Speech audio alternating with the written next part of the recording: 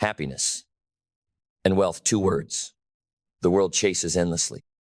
One for the soul, one for the hands, one to feel alive, one to shape the life you live. But here's the truth no one taught you clearly enough. They are not separate. You don't have to choose. You don't have to be rich or fulfilled. You don't have to succeed or have peace. You were born to have both. And the only reason most people don't is because they've been taught the wrong formula. They've been sold a lie that happiness is something you find and wealth is something you earn. But happiness isn't found. It's forged. And wealth isn't earned. It's aligned. You don't get either by luck. You get them by building them. So if you want both, not one, not a fraction, not a compromise, but the full measure of life, then you must become the kind of person who can hold both in the same hand, with strength, with clarity, with peace.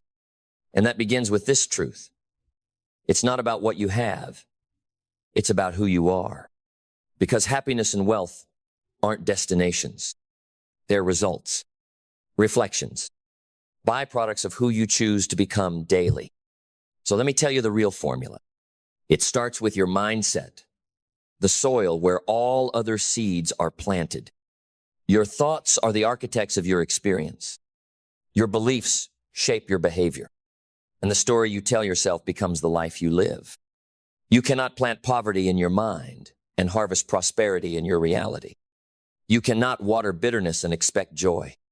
You cannot rehearse limitations and rise with freedom. So if you want happiness and wealth, you must take full command of your internal world. You must destroy the lie that says money is evil and rich people are greedy. No, money is a tool. Wealth is a multiplier. And in the hands of someone with vision and virtue, it becomes impact. You must destroy the lie that happiness is a feeling it's not. Happiness is a decision, a discipline, a daily intention to align with meaning, not mood. And once the mind is in check, everything else becomes possible. You build belief, not the fluffy kind, not the surface-level self-help buzzwords, but earned belief, belief forged through commitment, belief proven in silence, belief built from the repetition of doing what you said you would do over and over, even when no one claps. You begin to trust yourself. And self-trust is the root of all wealth. Because a person who trusts their own voice is a person who becomes unstoppable. From there, you gain clarity. You stop chasing shiny things. You stop running aimlessly. You start asking better questions. What do I truly want? Why does it matter? Who must I become to deserve it? Because clarity cuts. It cuts through distraction. It slices away compromise. It creates simplicity, and simplicity births momentum. The clearer your vision, the less power confusion has over your life. And with clarity comes purpose. Purpose is the root of sustainable happiness. It's not comfort. It's not pleasure. It's the feeling of being used for something higher, something eternal, something sacred. When you live in purpose, you no longer need to escape your life. You want to build it. And when you have purpose, you no longer work for money. Money works for your mission. And that mission demands discipline. Because greatness is not random. Wealth is not accidental. Joy is not found in fleeting emotion. It is carved out by daily decisions. You wake up when you said you would. You move when it's hard. You study when you're tired. You speak truth when it's inconvenient. You create value when others are scrolling. You walk alone when the crowd walks backwards. Discipline is the proof that you're ready to receive what you've prayed for. Because a person with vision and no discipline is just a dreamer. But a person with both, that's a creator.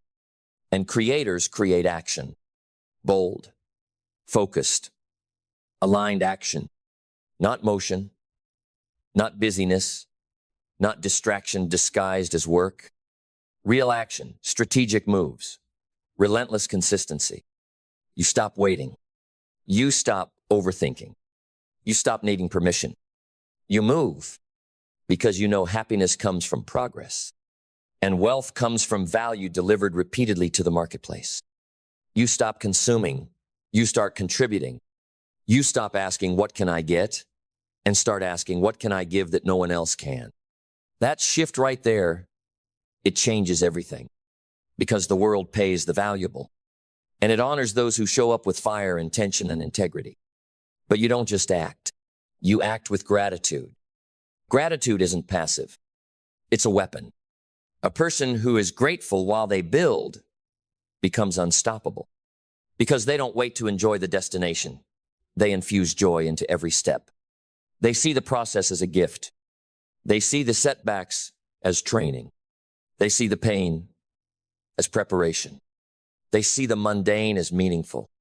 Gratitude turns obligation into opportunity. It turns pressure into perspective. And that perspective gives birth to resilience, the kind of resilience that doesn't flinch, the kind that doesn't need applause, the kind that gets hit and still builds. Because you've stopped depending on your emotions. You've stopped needing external validation. You've anchored in your identity. And identity, once rooted, cannot be shaken by circumstances. It does not bend when the winds blow. It stands and it commands. That's when you step into your wealth. That's when you begin to attract, not from desperation, from alignment. You're no longer chasing. You're magnetic. Because when you live with this formula, when mindset, belief, clarity, purpose, discipline, action, gratitude, and resilience become your rhythm, happiness isn't occasional. Wealth isn't distant. They become your natural state. Not because life got easier, but because you got real, because you got aligned, because you finally became the person who can hold both joy and abundance in the same breath. And now there's no going back. No going back to the small version of yourself. No going back to scarcity disguised as humility. No going back to playing it safe while calling it wisdom. No going back to choosing comfort over calling. Because now you've tasted what it means to be aligned. You've seen how your inner world governs your outer wealth. You've discovered that your joy is not in what you own, it's in who you've become. And when you become the person worthy of the life you desire, that life cannot help but meet you. This is the secret they never taught you in school. Happiness is not found, wealth is not won. They are both willed into existence by the person who refuses to settle, by the person who shows up when it's inconvenient, who speaks truth when it's unpopular, who moves with precision when others drift in confusion, who builds value while others waste time. That person is no longer available for mediocrity. You are no longer interested in surviving. You are building a life that scales your spirit and multiplies your impact. You no longer seek escape. You seek elevation. And now the world begins to respond differently. Doors open. Opportunities align. People take notice not because you chased them, but because you changed yourself. And in that change, your energy shifts. Your presence speaks before your words ever leave your lips. You walk into rooms not looking for a seat, but ready to lead the room. Because the wealthiest people in the world are not the loudest, they're the clearest, the most grounded, the most focused, the most grateful. They don't look like they're trying, because they're not. They've simply mastered alignment. They no longer chase, they attract. They no longer seek, they serve. They no longer wish, they work. And that work is sacred. Because now you see, your happiness is your responsibility. Your wealth is your reflection. Your life is your masterpiece. And every day is a brushstroke. No more wasted strokes. No more wasted days. No more living on default when you were born for design. You are designing now. You are defining, refining, becoming. And the beautiful paradox is this. The moment you stop obsessing over happiness and start living in purpose, it finds you. The moment you stop obsessing over money and start mastering your value, it chases you. Because happiness and wealth are not goals. They are byproducts of a life lived in truth, a life lived with honor, a life lived in full alignment with what matters most. And now you know what that life feels like. You're not confused. You're not searching. You're here, present, powerful, peaceful. And from this space, nothing is impossible. You are now the kind of person who creates happiness, not waits for it. You are now the kind of person who produces wealth, not just wishes for it. You are now the kind of person who doesn't need luck because you've built leverage. You are not just rich. You are not just fulfilled. You are not just free. You are finally, fully you. And that is the formula. That is the formula. Not printed in a textbook, not wrapped in a course, not found in someone else's approval. It is forged moment by moment in the fire of your own becoming. And now that it's in you, it cannot be taken. No loss can steal it. No setback can shake it. No external chaos can override it. Because this formula isn't just information, it's identity. It's not something you apply. It's something you embody. You are the formula. You are the system.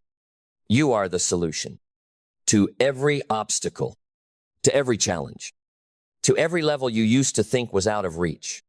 And from this place of power, everything transforms. You no longer envy the wealthy, you understand them. You no longer resent the joyful, you reflect them. You no longer question your worth, you walk in it. Because you've paid the price. You've faced the mirror. You've crushed the lies. You've killed the small voice inside that said, maybe someday. And you've replaced it with now. Now is the only time that matters. Now is where wealth is built. Now is where joy is chosen. Now is where greatness is activated. And in this moment, this now, you get to decide. Will you return to the noise? Will you shrink back to safety? Will you bury this voice and pretend it never woke something in you? Or will you rise? Rise with conviction. Rise with discipline. Rise with fire in your lungs and peace in your chest. Rise not to chase, but to create. Because the world doesn't need another follower.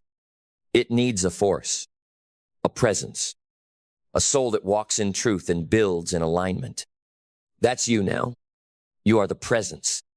You are the pattern breaker. You are the one who doesn't just talk about happiness and wealth. You live it. You model it. You multiply it. And when the world looks at you, they'll feel it. Not just in your words, but in your energy, in your calm, in your certainty, in your consistency. And when they ask, what changed? You won't have to explain. You'll just look them in the eyes and say, I stopped chasing. I started building. I stopped waiting. I started becoming. I stopped hoping. I decided. I became the formula. And from that moment forward, nothing was ever the same. Because when you become the formula, you stop looking outward for answers and start extracting power from within. You stop asking the world for permission and start giving yourself the authority to move. You stop trying to fit into someone else's model of success and start designing your own kingdom. You see now, it was never about arriving. It was about aligning. It was never about chasing more. It was about becoming more. It was never about filling your life with noise. It was about tuning your soul to truth. And the truth is this: happiness is not a result of what you have. It's a result of how you live. Wealth is not a product of hustle. It's a product of value multiplied through alignment. Fulfillment is not found in accumulation. It's found in contribution. You now carry this power. You now walk in this code, and your life is the proof. Your smile is different. Your step is firmer. Your presence radiates because it's no longer about what you're trying to get. It's about what you're giving from the overflow. That's the highest wealth. That's the deepest happiness. Not comfort, not applause, alignment. You've made peace with your purpose. You've made discipline your default. You've made clarity your compass. And now your joy is sustainable. Your wealth is inevitable. Your life is irresistible. And so you walk forward, not looking back, not second guessing, not shrinking. You walk as the architect, the leader, the one who figured it out, not because you got lucky, but because you got serious. Serious about building, serious about rising, serious about owning your life and making it count. And when your days are done, it won't be the money that defines you. It won't be the titles or the metrics. It will be this, that you were fully alive, that you lived aligned, that you chose joy, that you built wealth, and that you passed the formula on not by teaching it, but by being it. Every single day. That is the formula for happiness and wealth. And now you are it. A good leader is not born. A good leader is forged. Forged in fire. Forged in silence. Forged in the invisible spaces where no one is clapping, yet you keep showing up. Where no one is watching, yet you lead anyway. Where no one says thank you, yet you still serve. Leadership is not granted. It is earned. Earned through pain. Earned through presence. Earned through the choice to go first even when you're uncertain, even when you're scared, even when you're tired. Because that's the truth about leadership. You go first. You take the hit first. You rise first. You stay calm first. You believe first. You hold the vision first. Leadership is the art of becoming the person others trust to follow. Not because you say the right things, but because you embody them. People don't follow titles. They follow example. And a good leader doesn't wait for followers. They lead when no one follows. They lead when no one agrees. They lead when the vision is just a flicker of light and the room is still full of darkness. Because leadership is not about how many people follow you. It's about how much you refuse to follow fear.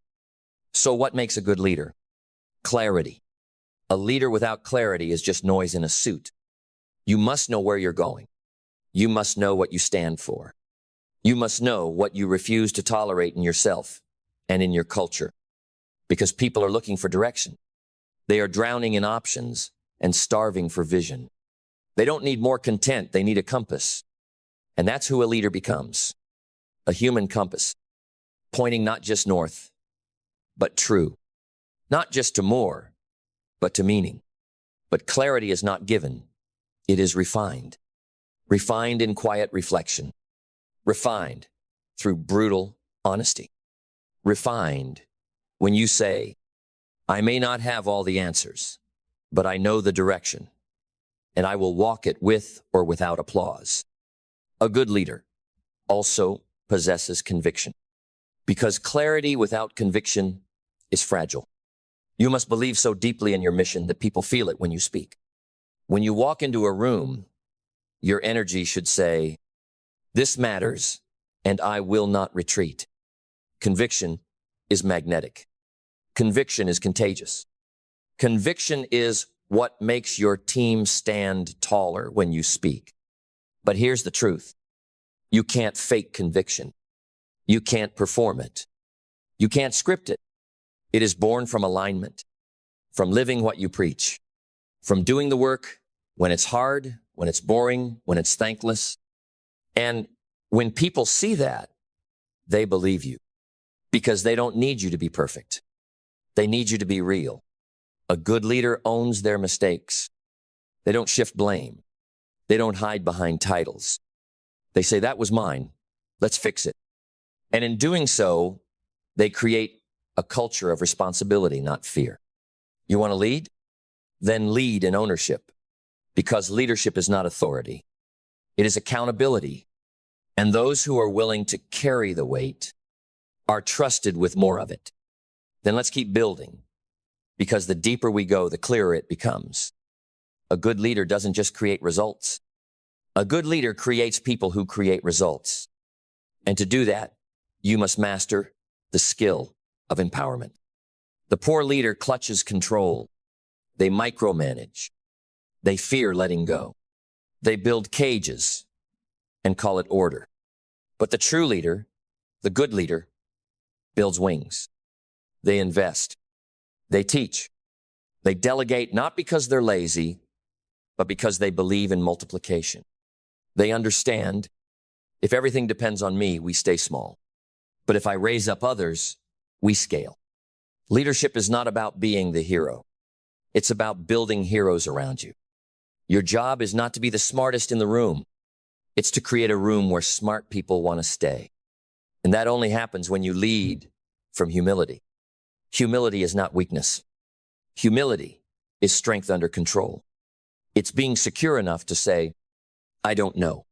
I need help. I trust you to handle this. It's the courage to listen, to adapt, to admit when your way is no longer the best way. Because the good leader isn't obsessed with being right. They're obsessed with getting it right. And that mindset creates culture. Culture is not written in manuals.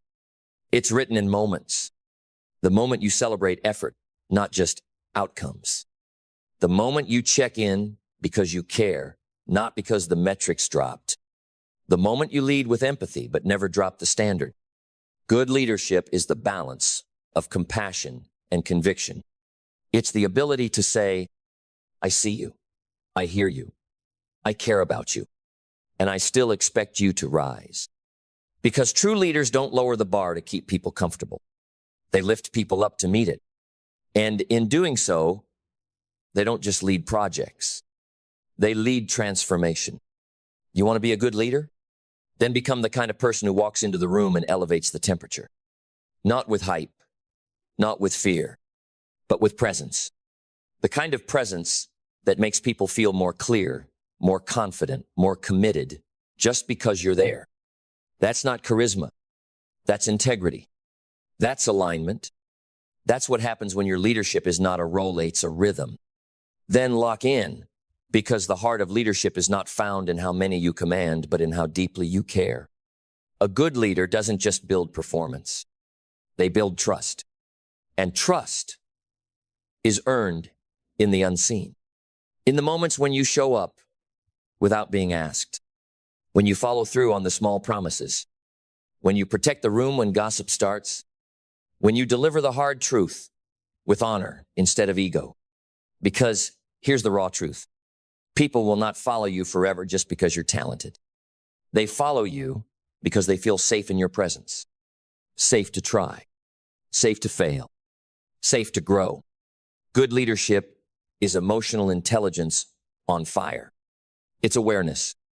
It's listening beyond the words. It's sensing when someone's breaking even, when they're smiling. It's saying, I see something in you, and I will not let it die. I know you can do better, and I will not lower the standard just to protect your comfort. That's love in leadership form. Not soft love, fierce love.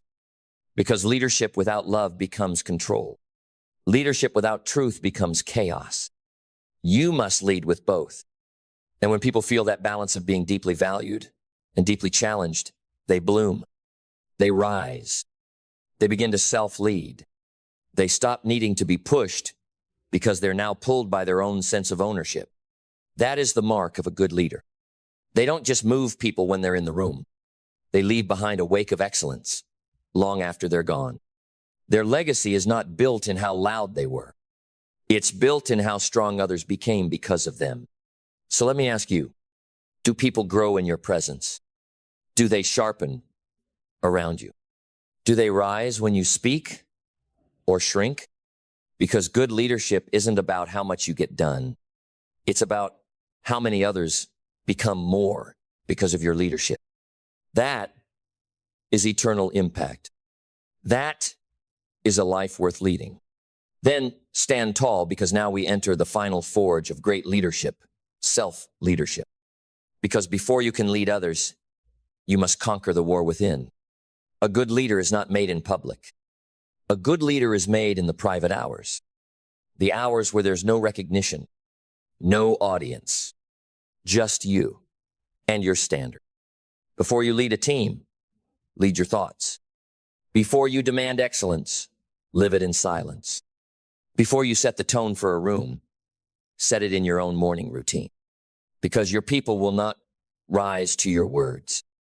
They will raise your falto, your example. A good leader doesn't just know the way. They walk it. Bleeding feet, tired soul, clear mind, steady pace. They walk when others wander. They endure when others escape. They commit when others complain because they've chosen a different path. The narrow one, the higher one, the one where your integrity costs more but buys more. You want to lead? Then wake up like it matters. Read like it matters. Reflect like it matters. Decide like it matters.